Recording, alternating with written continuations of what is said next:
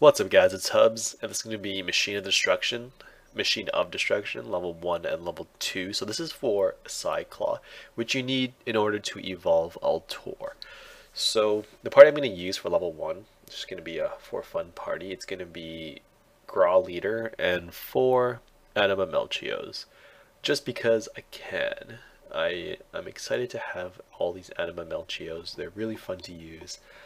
Melchio, if you didn't know, has the highest drop check in the game, by the way, so that means he has the potential to produce 39 Brave Crystals with his normal attack, which makes him a really good unit to use for Arena, so long as you can fill out his SBB. And with some of the Arena spheres right now, like Lexida, Hallowed Skull, Sinister Orb, and Shiny Anklet, it just makes Melchio even better because those spheres all double hit count. If you don't know where to get them, first of all, Lexida comes from Selena's Legend Vortex. It's one of the Grand Guy Chronicle quests right now in the Vortex. It's pretty hard, so you need a pretty good Thunder team to beat Selena, or you need a team composed of like some damage mitigator like Narza or Ulu, for example. Darvan Shell could work, and you need like other decent units. I mean, Selena's not a walk in the park. If you have Maxwell, she is a walk in the park. But if you're a new player, she's pretty challenging, to be honest. So Hallowed Skull and Sinister Orb came from the Halloween event that was here a while ago with, Pumberkini and, yeah, I don't know if it's going to come back or not, but if you miss out on those spheres, that is actually, like, I'm sorry, that's a huge hit to your Arena squad because those spheres are really overpowered right now for Arena. I basically always use both of them, and I always use Lexida. And the fourth one, Shiny Anklet, there's not a lot of many people who have it. It's a very high level Arena reward, somewhere like in the 1.2 million. So there's probably only like 30 people who have it right now. It also doubles hit counts. It also greatly increases attacks. So those are my 4 spheres that I always use. And then my last sphere, like whoever I have using it is either like a Divine Blade, which is 100% attack and defense for 2 turns, or I use like an Aegis Cloak or a Mono Habikin. It doesn't really matter once you have those 4 base spheres.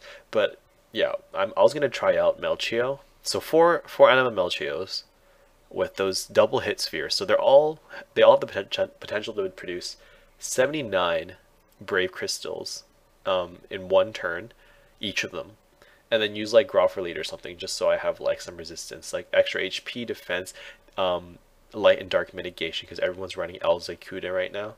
And I just be like seeing Brave Crystals like flying pew, pew, pew, pew, through the skies, and I'm gonna try it out. I actually haven't done it yet, but yeah, and like the only reason I level all these Melchios is because I kept summoning Anima Melchios.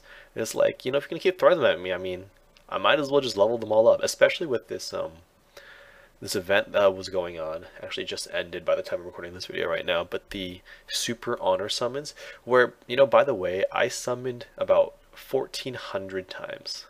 So 1,400 honor summons, not a single sphere frog, not even one. I mean, I was, needless to say, not very pleased, but at the same time, I mean, they were extremely rare, so I cried a little bit.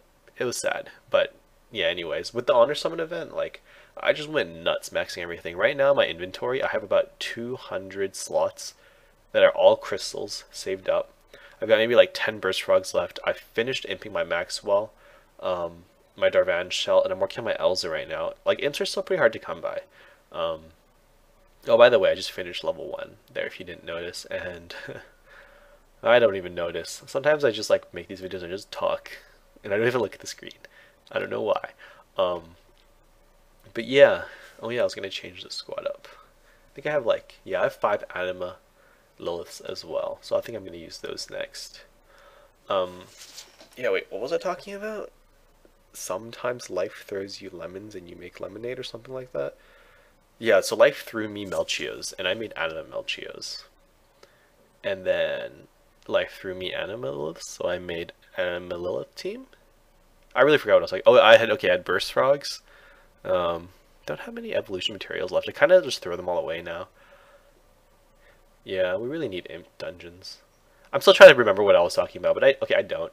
I'm gonna continue on here. New topic: Anima Liliths, all with Amano Habikins, all out to do crazy amounts of damage.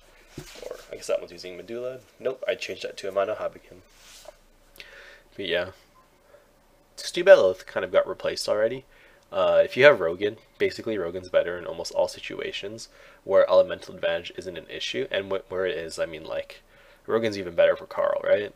But and Lilith is kind of an iffy subject. Like, if you want to use her against like really strong dark enemies, because dark enemies, like, although Lilith does double damage to them, dark enemies also do double damage back. So it's not always the best idea to use like light against dark or dark against light, because you don't get that resistance. Whereas like if I use Rogan for Carl, Carl's doing like half damage to my Rogan, whereas my Carl's doing double damage to him. So there's like a clear advantage there. But for like light and dark, it's always kind of weird. It's like Gra is really good in Trial 3 for Maxwell because Gra gives you 20% HP defense and 15% resistance to dark and light damage, which is great. But the fact that like Gra himself has really low base HP, and the fact that Maxwell is light, my god, my Gra just keeps like when I was running Maxwell. This was back before there was 6-star Darvanchel and 6-star Lily Mama, and my Gra just kept dying. So like I just decided, okay, if Gra dies, you don't revive him, and you know what? It worked out for me because as good as Gra was for all my other units with his leader skill and his buff, because he also gave like dark and light damage, which made all my guys do more damage to Maxwell too. He just wouldn't stay alive because Maxwell was doing elemental advantage damage to him, which was like terrible for me and terrible for my Gra. But at the end of the day, it was like, okay, whatever. Gra, you die, you stay there. I'll revive you later when we're actually about to kill Maxwell. Yeah, so you always gotta be a bit careful about that. So I'm running level 2 right now. Honestly, I don't know if this was difficult at all. I just like turn on auto battle and I just watch my levels destroy everything. It actually took them a while. Like, they're not even at all full SBB right now. Actually, they just got to full SBB after that turn. But they're actually taking a lot of damage, which is surprising. It means that Fire Drake's pretty strong. Yeah.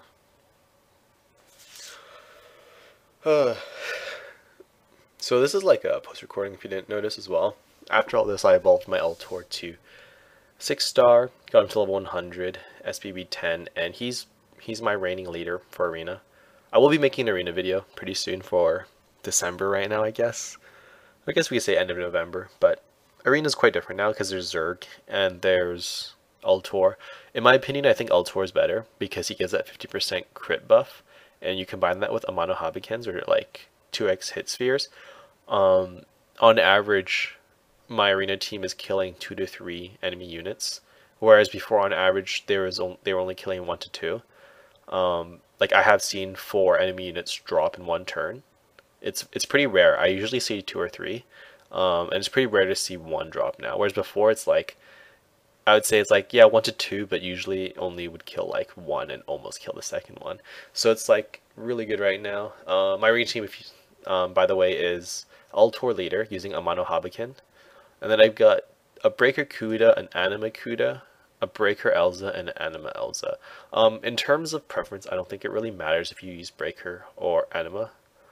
They both seem to do the job perfectly fine. I mean, at that level, if Breaker Elza one-shots an enemy unit, chances are Anima Elza is going to one-shot the unit as well. It's usually like you get a crit and it's a way overkill, or you just don't do enough damage and like the extra damage you got from Breaker wouldn't have helped you anyways.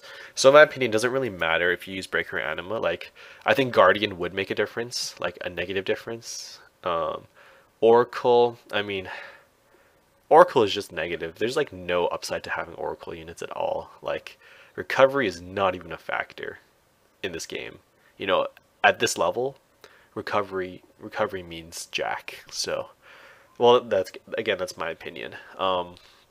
And then I think Lord would be fine as well.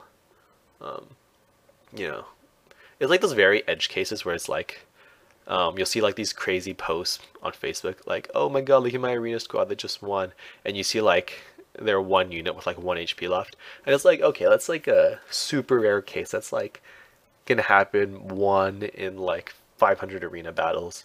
So to me, it's not a huge deal. Anyways, that was level 2. Caught me a Cyclaw, and yeah, there's not much to say about this dungeon. It was pretty straightforward. This would be a terrible walkthrough if it was. let's just say this is the video of me blabbing. But anyways, let's check out the Cyclaw that I got.